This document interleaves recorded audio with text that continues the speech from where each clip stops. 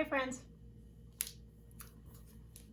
Today's book is called Smudge. This is Smudge.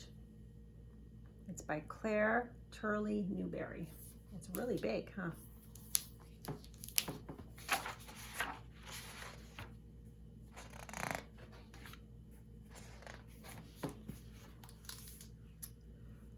Muff was delighted with her new kittens. She purred and purred.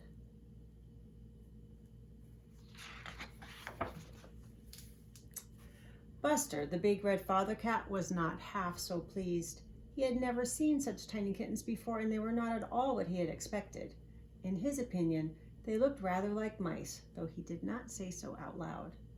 There were 3 of them, 2 boys and a girl. The red one, who took after his father, was called Junior. The black one was called Smudge, and the little black, white, and red girl kitten was named Betty Jo after an aunt on her mother's side of the family.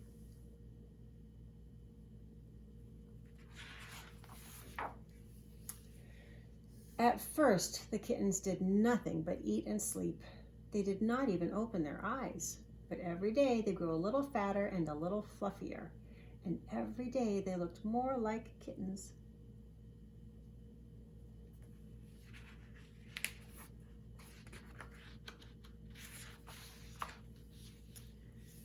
When Buster got used to his children, he became quite fond of them. He liked to help with their bath, and he often stayed in the box with them while Muff got out to stretch her legs. When the kittens were 10 days old, their eyes opened. Soon after that, they learned to walk, waddling about unsteadily on their short legs with their tails sticking up like little pine trees.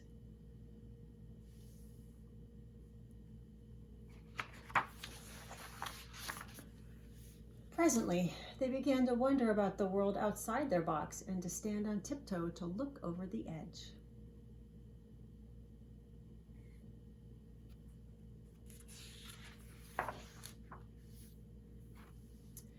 One day, Muff and Buster decided that the children were old enough to be left alone for a while, and they went out into the garden to chase grasshoppers. No one realized that the kittens had grown large enough to climb out of their box, but they had.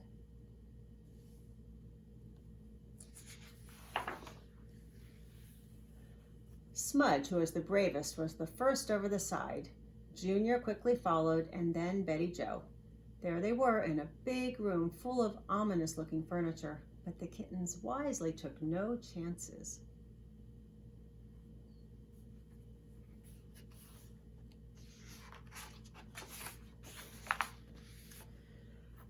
They crept very quietly all over the place, sniffing everything to see if it were dangerous. However, when nothing growled or barked or pounced at them, they forgot to be afraid and they began to play.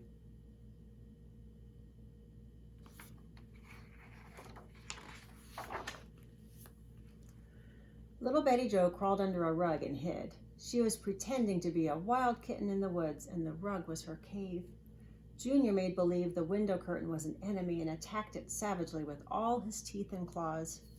It was a fierce battle, but Junior won without a doubt, for when the fight was over, the window curtain was full of holes and Junior didn't have a scratch.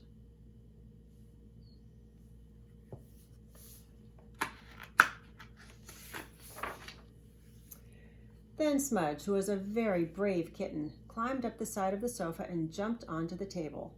There he found a marvelous plaything, a lamp with a fine silk shade that you could really get your claws into.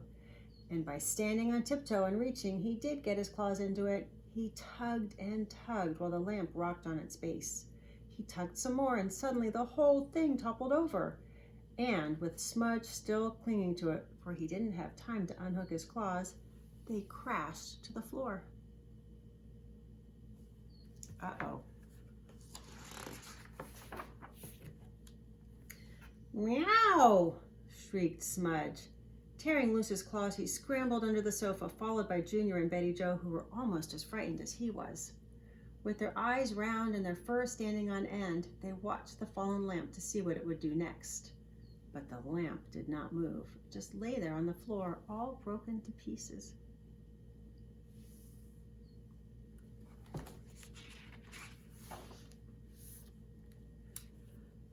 This page does not have any pictures, so I'm just going to read the words.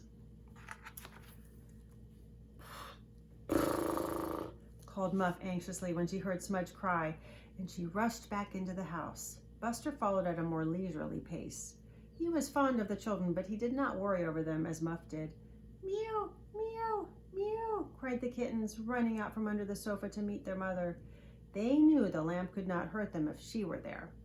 Muff sniffed them all over very carefully and was greatly relieved to find that they still had all their paws and tails and whiskers.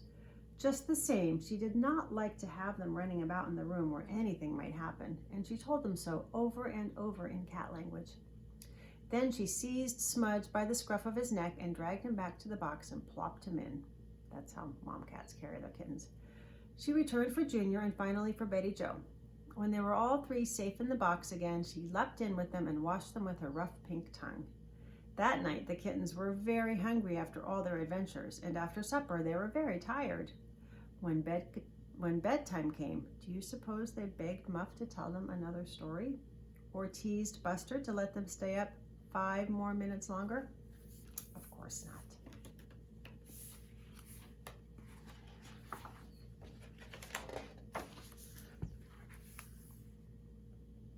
They were too tired.